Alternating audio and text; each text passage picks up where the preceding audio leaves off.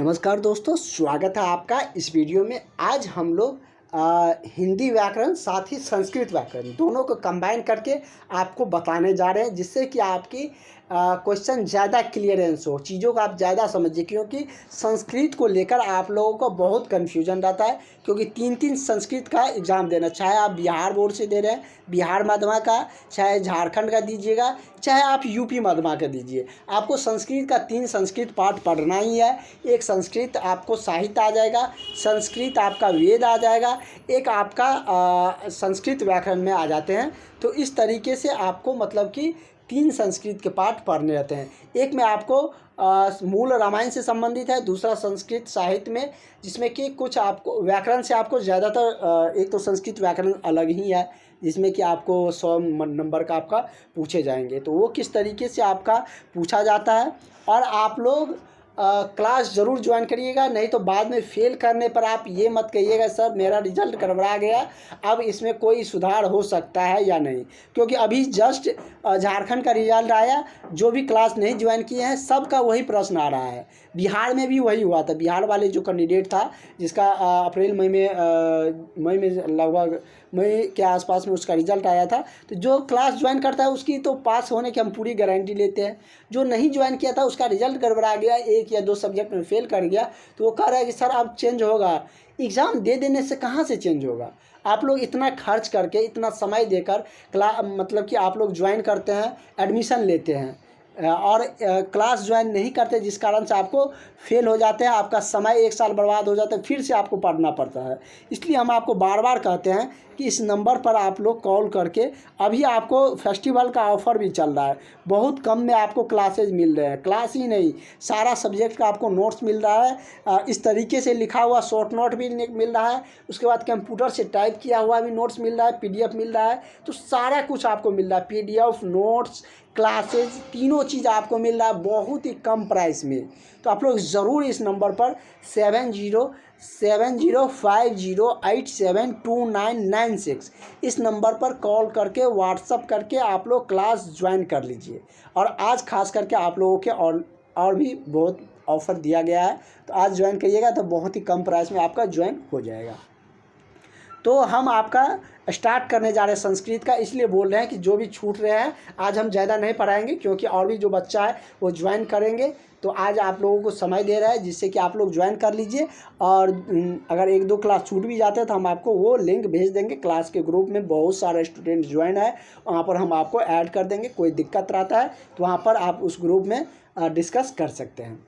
संधि विच्छेद क्या होता है? संधि और विच्छेद, संधि मतलब क्या, जोड़ना। कहता है ना गाँव सब में कि हम जा रहे हैं उससे संधि करने, मतलब क्या, उससे मिलने। या ये भी जो सुनते होंगे कि 2 परिवार के जब शादी होते हैं तो संबंध और समधि होते हैं ना, कहते हैं वही संधि, मतलब कि उसी शब्द से आया है। तो ये मिथिलांचल की भाषा है और वहाँ पर बोले जाते हैं। बहुत जगह ऐसे बिहार में भी बोले जाते हैं, झारखंड में भी बोले जाते हैं, यूपी में भी खासकर बोले जाते हैं। तो वो संधि का मतलब ही जो होता है मिलन करना। विच्छेद, विच्छेद मतलब एक दूसरे से अलग हो जाना, जिसको आजकल ट्रेंडिंग में क्या कहते हैं, ब्रेकअप। विच्छेद मतलब अलग हो जाना, या ब्रेकअप समझिए, ब्रेकअप आप लोग ज़्यादा समझिएगा। और उसके बाद दोनों को मिला देते हैं, तो उसी को संधि विच्छेद कहते हैं। मतलब कि संधि का शाब्दिक अर्थ ही होता है क्या, मेल, उसको मिलाना, ठीक है ना। बिछड़े हुए को मिला देना संधि विच्छेद हो जाता है, ठीक है ना। कह रहा है कि 2, उसका परिभाषा कैसे दीजिए, परिभाषा भी पूछता है। कहाँ से क्वेश्चन आते हैं, कहाँ से क्वेश्चन पूछा जाता है, उसको हाईलाइट कर दिए हैं। पिछले बार का पूछा गया क्वेश्चन, पिछले बार का पूछा गया क्वेश्चन, सब जगह ऐसे मिलेंगे। तो इसलिए आप लोग खुद से नहीं पढ़ सकते, बहुत संस्कृत का पाठ है।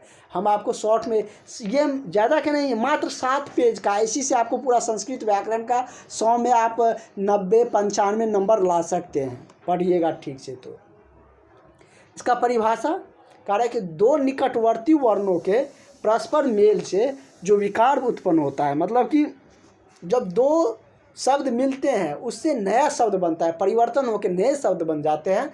या जो शब्द परिवर्तन होकर नया शब्द बने, नया शब्द तो बनेगा ही, या तो उसका अर्थ वही रहेगा या अर्थ बदल जाएगा, लेकिन जो नया शब्द बनता है वही क्या कहलाता है, संधि विच्छेद कहलाता है। जैसे क्या, मतलब वो संधि कहलाता है, विच्छेद मतलब टूटना हुआ, अलग करना, मतलब विच्छेद कहलाता है। जैसे क्या, विच्छेद कौन हुआ, संधि कौन हुआ, एग्जाम्पल से समझते हैं। जैसे पुस्तक जो आलय, जैसे पुस्तकालय लिखा हुआ है, एक जगह ये संधि करके, पुस्तक मतलब किताब हो, पुस्तक मतलब आप लोग जानते हैं किताब जो है, आलय मतलब घर, पुस्तकों का जो घर है उसको एक साथ दिया गया है तो पुस्तकालय है।